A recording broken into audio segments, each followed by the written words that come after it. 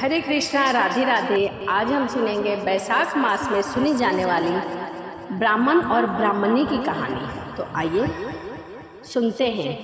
एक नगर में एक ब्राह्मण दंपति रहते थे। वह दोनों प्रतिदिन 7 कोस दूर गंगा और यमुना नदी में स्नान करने जाते थे।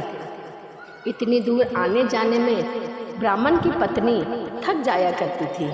एक दिन उसने अपने पति से कहा कि हमारा भी यदि एक पुत्र होता तो कितना अच्छा होता। पुत्र की बहू आती तो हमें घर वापस जाने से पहले ही खाना बना हुआ मिलता। बहू घर का सारा कार्य कर देती। अपनी पत्नी की बात सुनकर ब्राह्मण ने कहा, तूने बात तो सही कही है, चल मैं तेरे लिए एक बहू ला देता हूँ। ब्राह्मण ने कहा कि एक पोटरी में आटा डालकर कुछ मोहरे रख दे। ब्राह्मण के कहे अनुसार ब्राह्मणी ने ऐसा ही किया और पोटली बांधकर ब्राह्मण को दे दी। ब्राह्मण पोटली लेकर चल दिया। ब्राह्मण सफर के दौरान यमुना के किनारे बहुत सी सुंदर लड़कियां दिखाई दी। वह रेत का घर बनाकर खेल रही थी। उसमें से एक लड़की ने कहा, मैं अपना घर नहीं बिगाड़ूंगी क्योंकि मुझे ऐसा ही घर चाहिए। लड़की की बात सुनकर ब्राह्मण मन ही मन सोचने लगा कि बहू बनाने के लिए यह लड़की उचित है।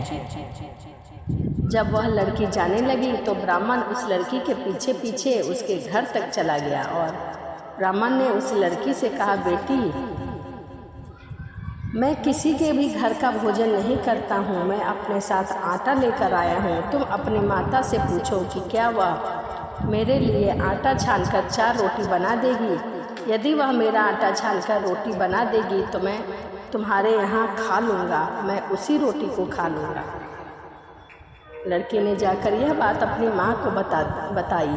माँ ने कहा, हाँ बना दूंगी। जाकर ब्राह्मण देव से कह दो कि वह अपना आटा दे दे, मैं रोटी अवश्य बना दूंगी।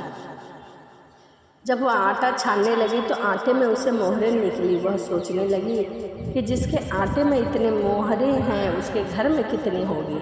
जब ब्राह्मण खाना खाने बैठे तो लड़की की माँ ने उस ब्राह्मण से पूछा, क्या आपका कोई लड़का है? क्या आप उस लड़के की सगाई करने जा रहे हैं? यह सुनकर ब्राह्मण ने कहा कि मेरा लड़का तो है पर वह काशी पढ़ने गया हुआ है, लेकिन यदि तुम कहो तो खाड़ कटोरे से विवाह करके मैं तुम्हारी बेटी को अपने साथ ले जाऊंगा। लड़की की माँ ने कहा, ठीक है ब्राह्मण देवता। इस पर लड़की की माँ ने लड़की की खाड़ कटोरे से शादी करके ब्राह्मण के साथ भेज दिया। ब्राह्मण ने घर आकर कहा, रामू की माँ दरवाज़ा खोलकर देख, मैं तेरे लिए बहू लाया हूँ। ब्राह्मण की पत्नी भीतर से बोली, हमारी तो कोई भी संतान नहीं है तो बहू कहाँ से आए? दुनिया ताने मारती है, अब आप भी मारने लगे हैं। ब्राह्मण ने कहा, तू दरवाज़ा खोल कर तो देख।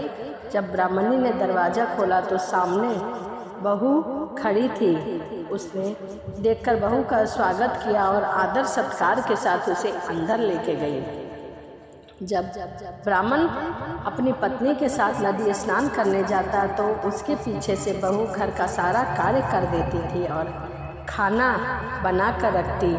वह उनके कपड़े धोती और रात को उनके हाथ पैर भी दबाया करती थी। इस तरह दिन बीतते गए। ब्राह्मणी ने अपनी बहू से कहा कि बहू, कभी भी चूल्हे की आग मत बुझने देना और मटके का पानी ख़त्म मत होने देना। परंतु एक दिन चूल्हे की आग बुझ गई। यह देखकर बहू बहुत ही घबरा गई और भागी भागी पड़ोसन के पास गई कि मेरे चूल्हे की आग बुझ गई है, मुझे थोड़ा सा आग दे दो। मेरी सास ससुर 5 बजे से नहाने गए हुए हैं, वह थके हारे घर आएंगे, इसीलिए मुझे उनके लिए भोजन बनाना है। यह सुनकर पड़ोसन ने कहा कि तू तो बावली है, तुझे यह दोनों मिलकर पागल बना रहे हैं, इनकी तो कोई संतान ही नहीं है। तब बहू ने कहा, नहीं नहीं ऐसा मत बोलो, इनका बेटा तो काशी बनारस पढ़ने गया हुआ है। इस पर पड़ोसन ने कहा, यह तुझे झूठ बोल रहे हैं, इनका कोई भी बेटा नहीं है, मेरी बात सच मान, इनकी कोई भी संतान नहीं है। अब बहू पड़ोसन की बातों में आ गई और कहने लगे कि अब आप ही बताओ कि मैं क्या करूं। पड़ोसन ने कहा कि करना क्या है, जब तुम्हारे सास ससुर आए तब जली भुनी रोटियां बनाकर दे देना, बिना नमक की दाल देना, खीर की कड़छी दाल में और दाल की करछी खीर में डाल देना। पड़ोसन ने उसे जैसा सिखाया था बहू ने बिल्कुल वैसा ही किया।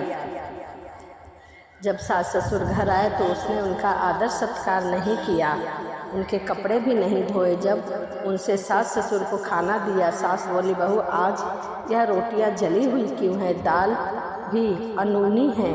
तब बहू ने पटक कर कहा कि एक दिन ऐसा खाना खा लोगे तो कुछ नहीं बिगड़ जाएगा। सास ससुर को खरी खोटी सुनाकर वह फिर से पड़ोसन के पास चली गई और जाकर बोली कि आगे क्या करना है। पड़ोसन ने कहा कि अब तुम सातों कोठे की चाबी अपने सास से मांग लेना। अगले दिन जब सास स्नान करने जाने लगी तो बहू अड़ गई कि मुझे सातों कोठे की चाबी चाहिए। तब ससुर ने कहा, इसे चाबी दे दो। तब सास ने बहू को चाबी दे दी। सास ससुर के जाने के बाद जब बहू ने दरवाज़ा खोला तो देखा कि किसी कोठे में अन्न भरा है, किसी में धन भरा है, किसी में बर्तन, किसी में कपड़े भरे हैं। जब लास्ट में सातवां कोठा खोला तो देखा कि उसमें शिव जी, पार्वती माता, गणेश जी, लक्ष्मी जी, पीपल पथवारी, कार्तिक के ठाकुर, राई दामोदर, तुलसी जी का बिड़वा, गंगा यमुना और 33 करोड़ देवी देवता विराजमान थे।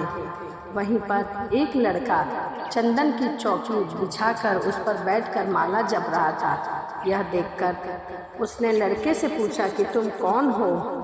तब लड़के ने जवाब दिया कि मैं तुम्हारा पति हूँ, अभी तुम दरवाज़ा बंद कर दो, जब मेरे माता पिता आएंगे तब दरवाज़ा खोलना। यह सब देखकर बहू बहुत ही खुश हुई और 16 श्रृंगार करके सुंदर वस्त्र पहनकर सास ससुर का इंतजार करने लगी। उसने अपने सास ससुर के लिए अच्छे अच्छे पकवान बनाए, उनके कपड़े धोए, उनकी खूब सेवा की। जब उसके सास ससुर घर पर आए तो उसने उनका आदर सत्कार किया, प्रेम पूर्वक खाना खिलाया और हाथ पैर दबाने लगी। पैर दबाते हुए बहू ने कहा, माँ आप इतनी दूर गंगा यमुना स्नान करने के लिए क्यों जाती हैं, आप थक जाती हैं, इसीलिए आप घर पर ही स्नान कर लिया करिए। यह सुनकर सास कहने लगी, बेटी गंगा यमुना घर पर तो नहीं बहती। तब उसने कहा, हाँ माँ जी बहती है, चलो मैं आपको दिखाती हूँ।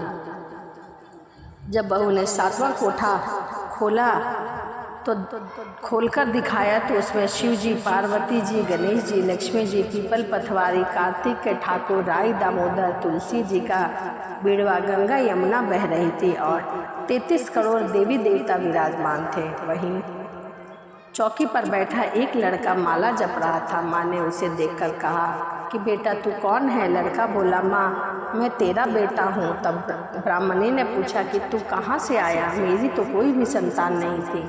लड़के ने जवाब दिया कि मुझे भगवान ने भेजा है। माँ ने कहा, बेटा संसार कैसे मानेगा कि तू मेरा बेटा है। माँ ने कुछ विद्वान पंडितों से मदद मांगी। पंडितों ने कहा, इस पार बहू बेटे खड़े हो जाए और उस पार माँ खड़ी हो जाए। माँ ने चमड़े की अंगियां पहनी और छाती से दूध की धार निकलकर बेटे की दाढ़ी मूछ भीगे और पवन पानी में गठजोड़ा बंधे, तब मानेंगे कि यह माँ और बेटा है। उसने ऐसा ही किया।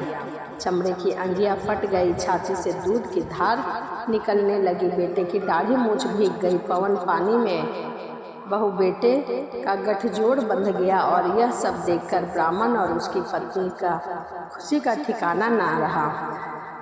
ब्राह्मण को उसका पुत्र मिला और उस पुत्र को उसके माता पिता मिले।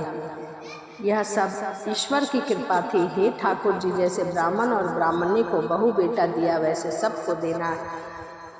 हे ईश्वर, इस कथा को कहने वाले, सुनने वाले, हुंकार भरने सबकी झोलियाँ भर देना, सभी को मनवांछित फल देना। तो यह वैशाख मास में सुनी जाने वाली ब्राह्मण और ब्राह्मणी की कहानी थी। वीडियो आपको अच्छी लगी हो तो चैनल को सब्सक्राइब और लाइक करना ना भूलें।